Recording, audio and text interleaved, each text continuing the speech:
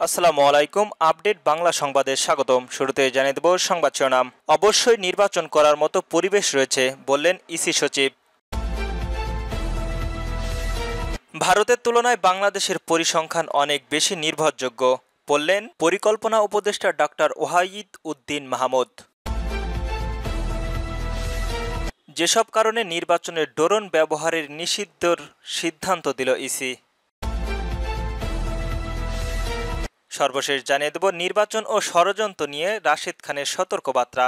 শুনছিলেন সংবাদ শিরোনাম, এবার বিস্তারিত।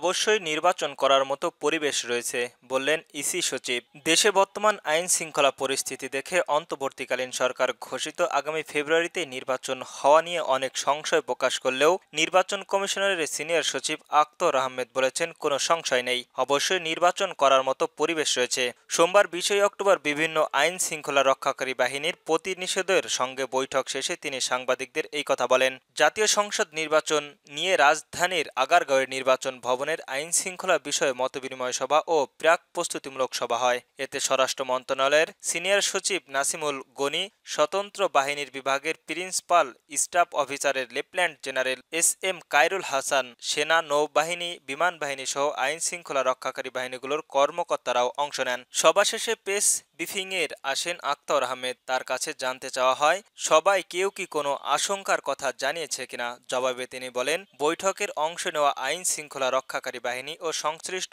দপ্তরের প্রতিনিধিদের কারো মাধ্যমে কোনো উদ্বেগ দেখা যায়নি, বরং সবাই একটি অবাধ, সুষ্ঠু ও অংশগ্রহণমূলক নির্বাচন অনুষ্ঠানের ব্যাপারে প্রতিশ্রুতিবদ্ধ। ইসি সচিব জানান, পরিস্থিতি আরও উন্নতির জন্য এমন আলোচনার চলমান থাকবে। ভারতের তুলনায় বাংলাদেশের পরিসংখ্যান অনেক বেশি নির্ভরযোগ্য। পরিকল্পনা উপদেষ্টা ডাক্তার ওয়াহিদ উদ্দিন মাসুদ বলেছেন, ভারতের তুলনায় বাংলাদেশের পরিসংখ্যান অনেক বেশি নির্ভরযোগ্য। বিশ্ব ও জাতীয় পরিসংখ্যান দিবস নিয়ে বাংলাদেশের পরিসংখ্যান ব্যুরো আয়োজিত এক সেমিনারে এমন মন্তব্য করেন তিনি। সোমবার 20 অক্টোবর রাজধানীর শেরেবাংলা নগরের বাংলাদেশ চীন মৈত্র সম্মেলনের কেন্দ্র এই সেমিনার অনুষ্ঠিত হয়। সেমিনারে বক্তব্যে বলেন তিনি, কারণ খুঁজছে বাংলাদেশের পরিসংখ্যান ব্যুরো। কারণগুলো হলো কর্মকর্তাদের জন্য আকর্ষণীয় ক্যারিয়ার গঠনের সম্ভাবনার অভাব, মানব সম্পদের ঘাটতি বা দক্ষ সম্পদের অভাব এবং জরিপ ও শুমারি পরিচালনার জন্য স্থায়ী বাজেট ও অর্থায়নের অভাব। এইসব চ্যালেঞ্জ মোকাবিলার করণীয় বিশেষ কাজ করছে একটি স্টাফ ফোর্স। সেমিনারে বিশেষ অতিথি ছিলেন প্রধান উপদেষ্টার বিশেষ সহায়ক প্রফেসর ডক্টর আনিসুজ্জামান চৌধুরী এবং PRC এর নির্বাহী চেয়ারম্যান ডাক্তার হোসেন জিল্লাউর রহমান। সেমিনারে অন্য অতিথিদের মধ্যে ছিলেন জাতিসংঘ উন্নয়ন কর্মসূচির সহকারী আবাসিক প্রতিনিধি সোনালী দারওয়ারেন্তি, পরিসংখ্যান ও তথ্য ব্যবস্থাপনার বিভাগের সচিব আলেরা আক্তারের সভাপতিত্বে সেমিনারের বক্তব্য রাখেন BCS এর মহাপরিচালক মোহাম্মদ মিজানুর রহমান। যেসব কারণে নির্বাচনে ড্রোন ব্যবহারের নিষিদ্ধের সিদ্ধান্ত ইসির। আসন্ন জাতীয় সংসদ নির্বাচনে ড্রোন ব্যবহারের নিষিদ্ধের সিদ্ধান্ত নিয়েছেন নির্বাচন কমিশনার। নির্বাচনের আইন শৃঙ্খলা ও গোপনীয়তা রক্ষার স্বার্থে এই সিদ্ধান্ত নেওয়া হয়েছে বলে জানিয়েছেন আইন শৃঙ্খলা সংক্রান্ত সভার কার্যপত্রের উল্লেখ করা হয়েছে। সোমবার রাজধানীর আগারগাঁওয়ের নির্বাচন কমিশনারের সচিবালয়ের সম্মেলন কক্ষে নির্বাচন কমিশনার SM নাসির উদ্দিনের সভাপতিত্বে আইন শৃঙ্খলা বিষয়ক মতবিনিময় ও প্রস্তুতিমূলক সভা শুরু হয়। সভায় 4 নির্বাচন কমিশনার, ইসি সচিব, স্বরাষ্ট্র মন্ত্রণালয়ের সিনিয়র সচিব নাসিমুল গনি, মহাপুলিশ পরিচার্যক বাহারুল আলম, সেনাবাহিনী, নৌবাহিনী, বিমান বাহিনী, সশস্ত্র বাহিনীর বিভাগ, border guard Bangladesh, coastguard, Ansar, RAB, NSI এছাড়াও অন্যান্য আইন শৃঙ্খলা বাহিনীরা প্রতিনিধি উপস্থিত রয়েছেন। সভা শুরু হয় সকাল 10টায়। ইসির নির্বাচন পরিচালনায় 2 শতাধিক উপপরিচালক মোহাম্মদ মনির হোসেন স্বাক্ষরিত কার্যপত্রে বলা হয়েছে, ড্রোন একটি আত্যাধুনিক প্রযুক্তি হলেও নির্বাচনকালীন সময়ে এর ব্যবহার নানা ধরনের ঝুঁকি ও অসুবিধার তৈরি হতে পারে। ড্রোন ব্যবহারে নিষিদ্ধ করার 4টি প্রধান কারণ হলো গোপনীয়তা লঙ্ঘন, নিরাপত্তার ঝুঁকি, আইন ও বিধি লঙ্ঘন এবং ব্যক্তিগত তথ্য চুরি। ড্রোন ব্যবহার করে ভোটারদের ব্যক্তিগত স্থান, অফিস কিংবা ভোট কক্ষ পর্যবেক্ষণ করা সম্ভব, যা ভোটের গোপনীয়তা রক্ষার অধিকাংশের লঙ্ঘন করতে পারে।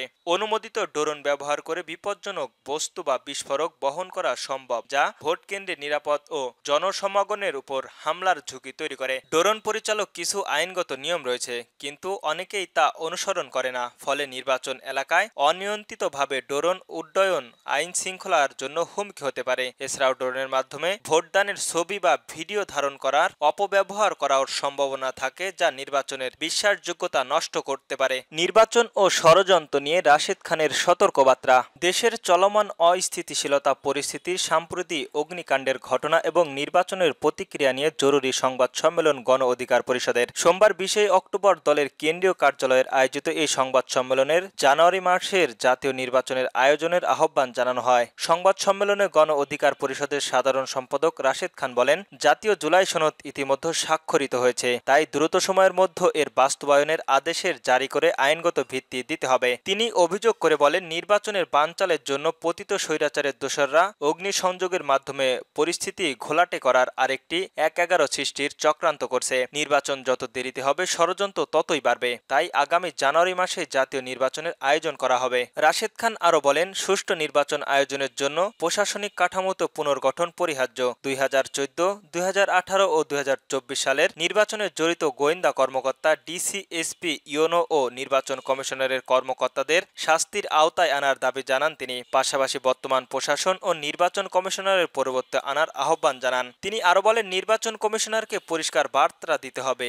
আওয়ামী লীগ, জাতীয় পার্টি ও 14 দলের কেউ কোনোভাবে নির্বাচনে অংশগ্রহণ করতে পারবে না। তাদের সাংগঠনিক কার্যক্রমও নিষিদ্ধ করতে হবে। এ সময় এমপিভুক্ত শিক্ষকদের আন্দোলনের প্রতি সহিংসিতা জানিয়ে রাশেদ খান বলেন, শিক্ষকদের দাবি ন্যায্য ও যৌক্তিক। দাবি না মানলে তাদের সঙ্গে নিয়ে সচিবালয় ঘেরাও করা হবে।